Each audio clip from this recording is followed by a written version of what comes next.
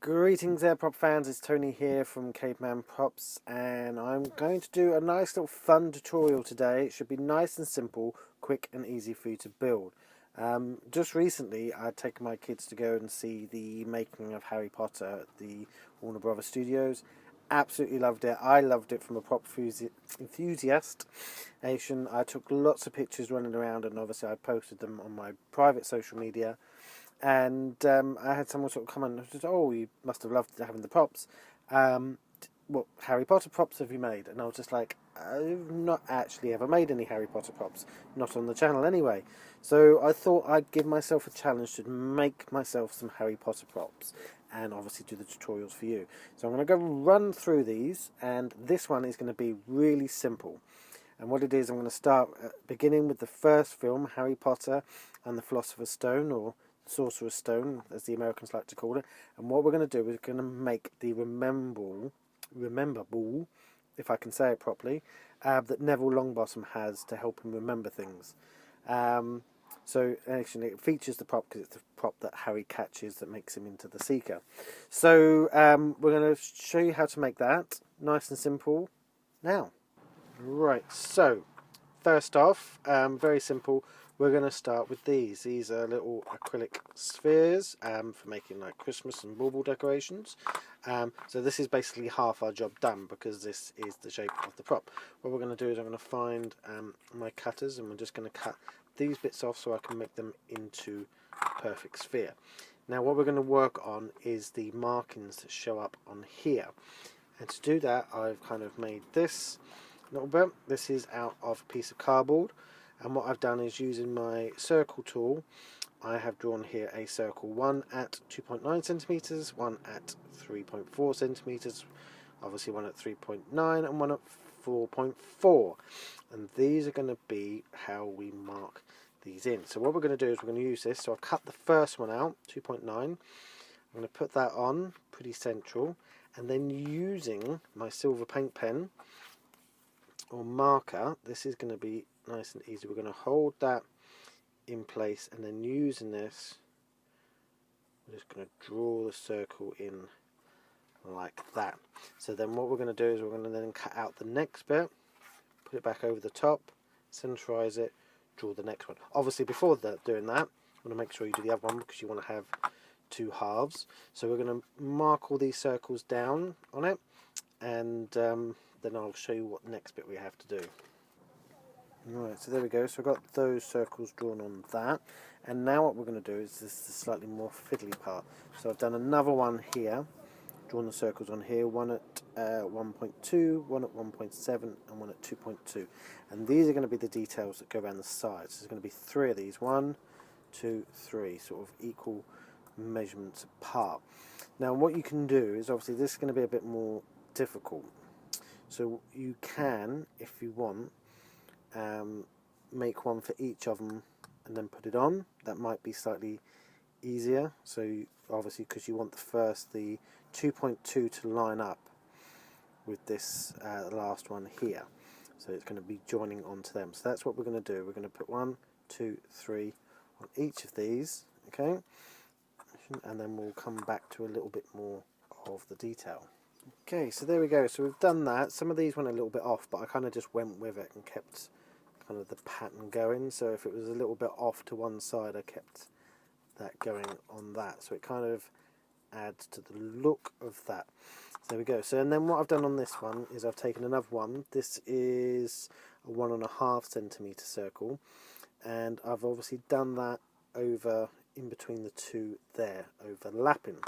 Now what we're going to do is find my paint pen. As the last little bit of detail for this is we're just going to draw a line out from there, curve it to there, then do the same on the other side, but it's going to go the opposite way. So we're going to come like that. So it's kind of almost yin and yang type thing, adding to the details in there.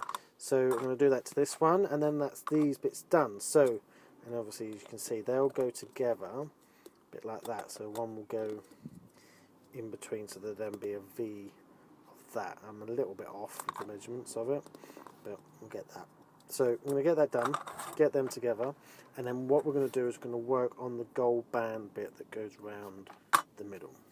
Right then, so for the ring, I tried looking to see if I could find something like in PVC plastic or something that was a right thickness to go around the ball. I haven't found much luck, so what I'm going to do is I'm just going to resort to my old favourite. I've just cut here a strip of 5mm foam, and what I've done is I've cut the angles here so that when this goes round they meet like that. It gives us more of a surface area on which to connect the glue and hopefully hold a much better joint there. So that's going to be this. Then what we're going to do is I've divided this up into 6 parts, because in 3 of them, equal measurements apart, there are 8 little divots. So that's what we're going to do now, and I'm going to do that very simply the soldering iron. So I've marked them all in, and all we're going to do, sorry I can't get down with the mic, so I'm just going to show you that now.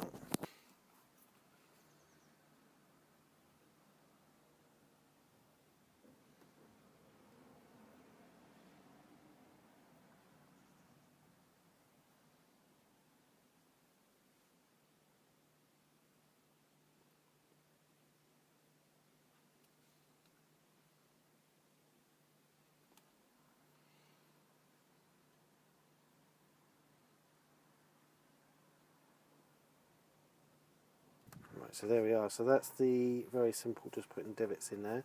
So now when we create the band, that should have the right look for that. So what we're going to do is, because I can't use something like super glue on this, so I'm going to have to use one of the contact cements just to get it down. We're going to stick this around here, and then what I'm going to do is I'm going to paint it by hand just to get it off. Or actually what I'm going to do is I'm going to make the band, we're going to paint it up, and then we're going to slide it over the top of this to create the membrall. But there we are, so that's pretty much looking like it is. So this just needs coating and painting in gold, and then we'll put it all together. Okay, so there we are. So I've got the ring done. What I did was, once I glued this bit together to create the ring, I realised it wasn't quite the right shape, and I didn't want it to hold in that shape. So what I did was I got another one of the dome balls, and I put it on that to keep it in the right shape, and I used that to coat it, spray paint it, and obviously I could hold it like that as well. And then I just left it sitting in the cup to dry.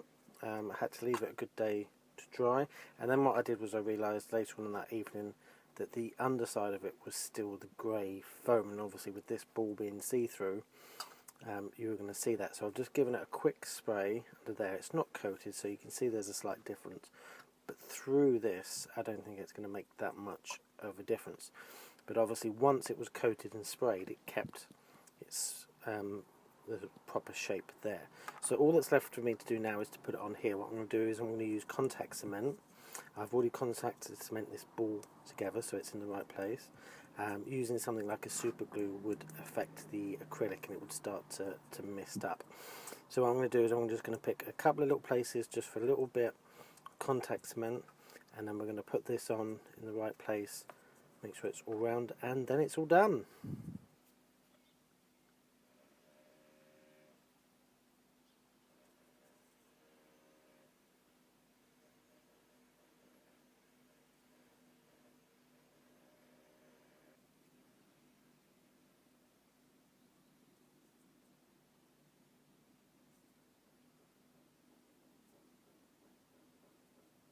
Right, so there we are guys, that's this now finished. I've just tacked this in place. Although with contact cement you normally put it on both sides, I literally just put it to the ball and then move this on because I didn't really want to start getting contact cement on any other parts.